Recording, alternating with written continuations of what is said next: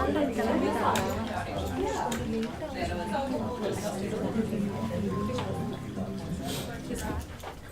morning and welcome to all. We are very delighted that you are here to witness the unveiling ceremony of Taste and Tales, recipes to feed the heart and soul. It's my pleasure to welcome all of you, and it's my hope that you will find these stories very interesting and it will celebrate cultural awareness in you. Before we begin the celebration, I would like you to view our PowerPoint and watch our journey from learning and practicing to perfection.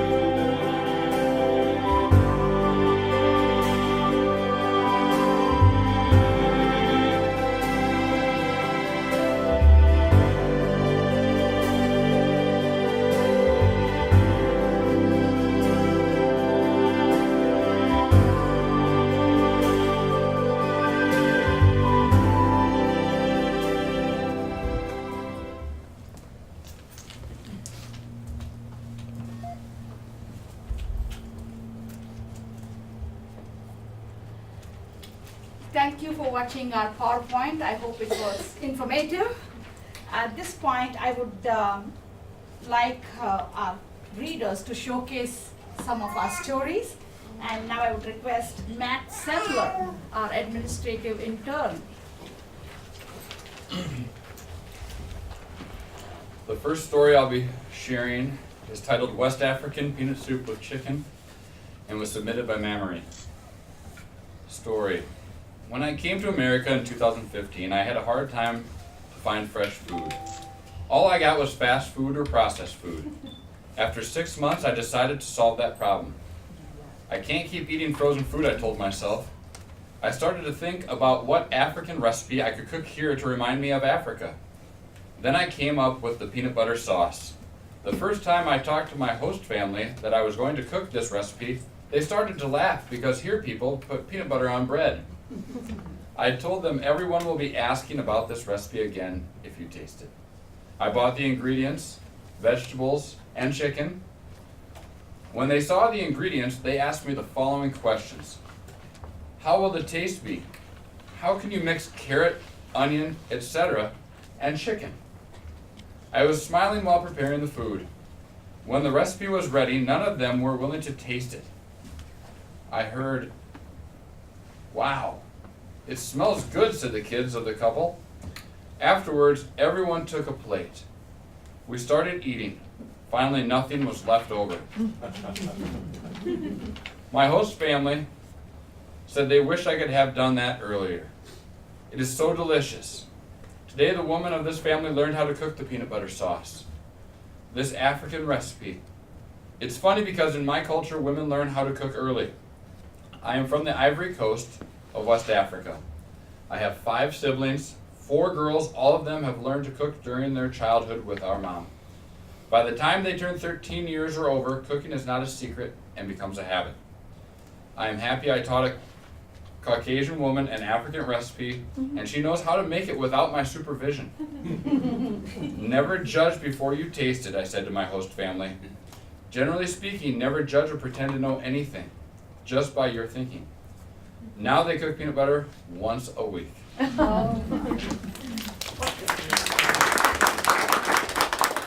the story good? Yes. No. So you all will get a free copy of the book when you leave. Thank you, Matt. Now I would request our principal, Stephanie Jones, to read the second story. Thank you, Purnima. Today I have Good Fudge, which was submitted by Kurt Turbach, and he is our counselor here at Hawthorne Elementary. His tale is, as a small child growing up in a small northeastern South Dakota town that was comprised of mostly 150 German Catholics, I thought the Christmas holiday season would never arrive. With 5 other siblings, I would wait, not so patiently, for the color of the fall to pass and the cold north winds to start to blow. As the snow would start to drift across our front sidewalk and the calendar finally turned to December, I knew it was getting closer. The official start to the holiday season in our household was the coming of St. Nick. The eve of December 6th, my siblings and I would be frantic and impatient to finish our evening meal because we wanted to catch the little old man that delivered the treats to our front doorstep. Our kitchen was in the back of our house and was always warm and filled with delicious aromas. My mom was a wonderful cook who took pride in her skills providing for her large family. The smells and delicious food was never enough to keep the 6 children calm on this evening, as we would be seated at the table when the front doorbell would ring and chaos would arrive. The 6 of us would race to the front door and stand on the stoop to see if we could catch a glimpse of that little old man. It never failed, we would be too late to see him, but there would always be a sack on the steps. With the wind and the cold biting us, the 6 of us would retreat inside the house, eager to see what was in the sack. Tradition would dictate that inside the sack would be a 6-pack of Coca-Cola. This was always a treat, since it was only one of the few times within the year that we could have soda to drink. Along with the soda, there would be a book of Lifesavers candy and a tin of fudge. The soda was gone immediately, and the candy may have made it to Christmas Day. The fudge was delectable, creamy chocolate treat that melted in your mouth. As I got older, I realized my mother had the same fudge recipe that My mother passed away 3 years ago, but I and my daughters continued to use her recipe to celebrate our holiday season. It is amazing how a small piece of fudge can transport me back to when I was a small boy. I hope you enjoy my mother's good fudge recipe.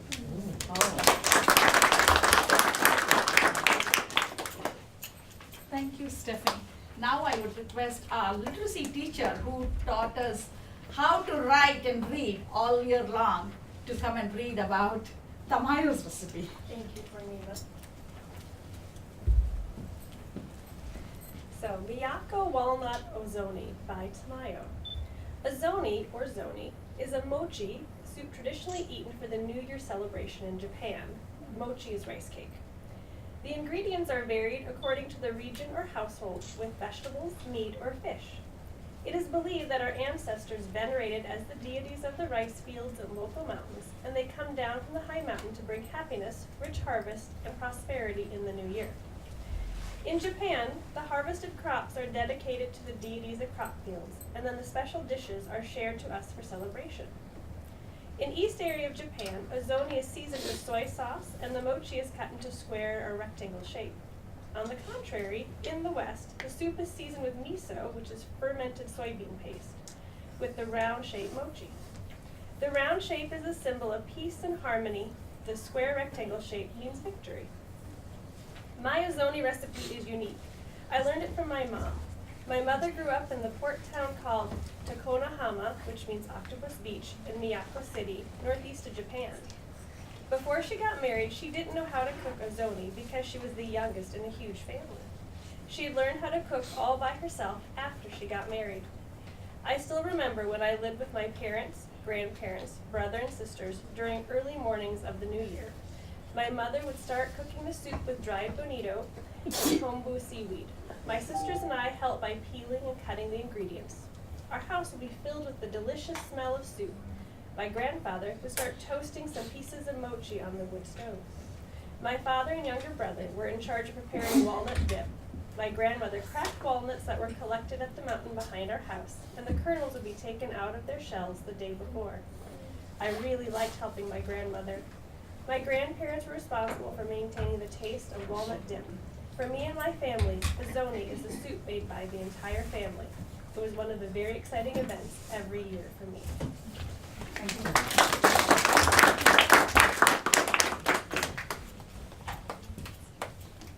I hope the rest of the stories will be a pleasure for you to read.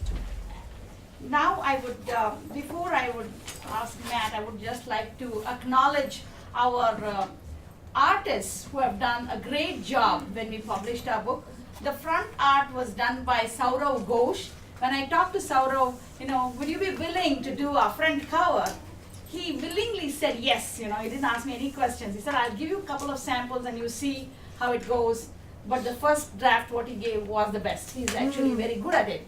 And then when I asked Mr. Sheldon Pereira to do the logo for Parent University, I said we didn't have a good logo. We thought our Parent University is growing and everybody is learning about Parent University and we are on Facebook, so we should have a professional logo. I said, would you be willing? And he said yes, and I think he, had a couple of hours of hard work to get that professionally done. So we would like to acknowledge both of them, and I would request our administrative intern, Mr. Matt Semler, to give away the plaques to them. Oh. We want to thank our illustrator and the creative artwork displayed on the front page of the book of Taste and Tales to Mr. Saurav Ghosh. Thank you so much.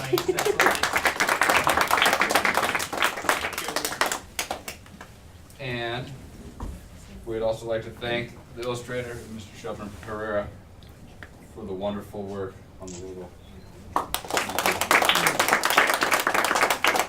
And one other person we wanted to thank was, and it was mentioned earlier, but Rachel Lane for the formatting on the pages of the book as well. So well done, and we appreciate all the work you all did.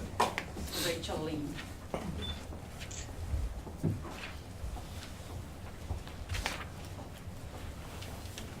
Now is the time to unveil our Parent University Taste and Tales, Recipes to Feed the Heart and Soul. I would request our principal, Stephanie Jones, to unveil the book. I asked her if this is like Vanna White, and I get to be Vanna here. But all right, so first of all, we want to say thank you to Dawn Dirksen for, from City for the Educator Fund Literacy, and to Father Nicholas DeCruz from St. Michael's Parish for the Social Ministry Committee Fund. Your generosity has helped us to publish the Taste and Tales recipes to feed the heart and soul. And we also need to say thank you to James Murata for encouraging the ideas of creating recipes and the memoirs, and for spending many countless hours perfecting the rough draft. And thank you to Stacy Walters for teaching a course on how to use the information, and narrative graphic organization and descriptive writing. And all the volunteers, thank you so much at the Parent University who helped us with the book. And, are you ready? If I can get the box open. My husband did a good job of packing the Good good one. work. It's turned upside down. There we go.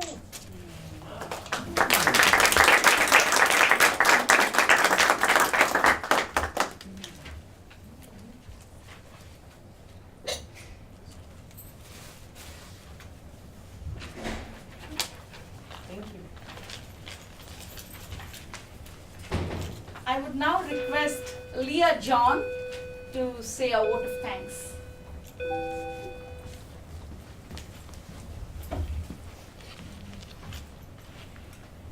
Good morning, everyone. Today is not just a day of book unveiling for Parent University. It is a day when our dream and vision for this year became a reality. It is a day of achievement and celebration to whoever is associated with Parent University. First of all, I would like to thank Jim Smorada, Stacy Walters, and Rachel Lee, who have selflessly invested their countless time and effort to make this project a success. I also would like to thank all those who have contributed the delicious recipes and valuable memories for this book. And finally, on behalf of Parent University, I would like to thank all those who have taken time to come here and join us on this celebration. As a sign of our gratitude, we would like you all to have a copy of our recipe book and also a taste of the ethnic snacks, Greek punch and coffee that we have arranged. And finally, I would like to request you all to sign a quote, your favorite quote, on our book club logo posters, and also would like to take your time to look around all the kitchen utensils that we have displayed from around the world. So once again, thank you for coming. Looking forward to meet you all next year. Thank you.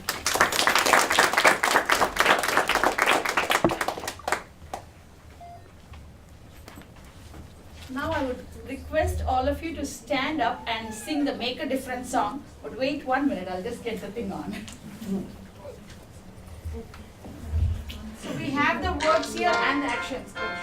Okay, please stand. Could somebody turn off the light, please?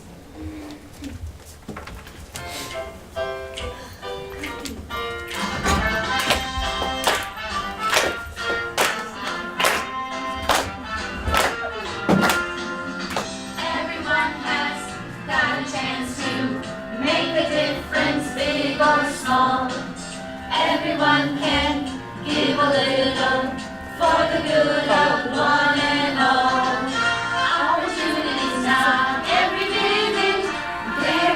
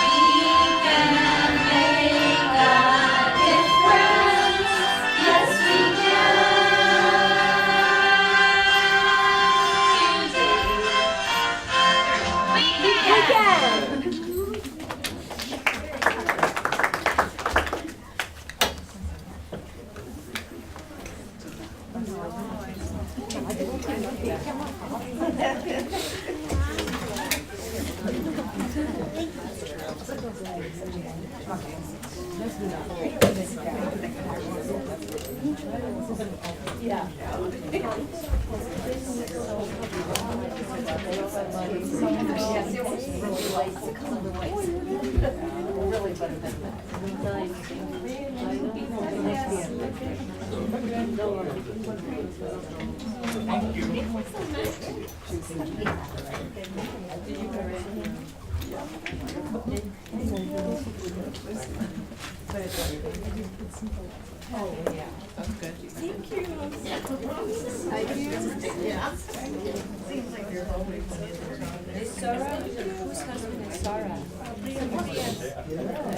Okay.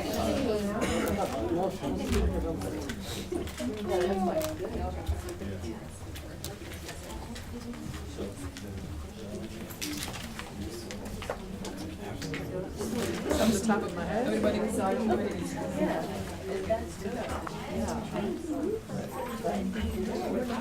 Yeah.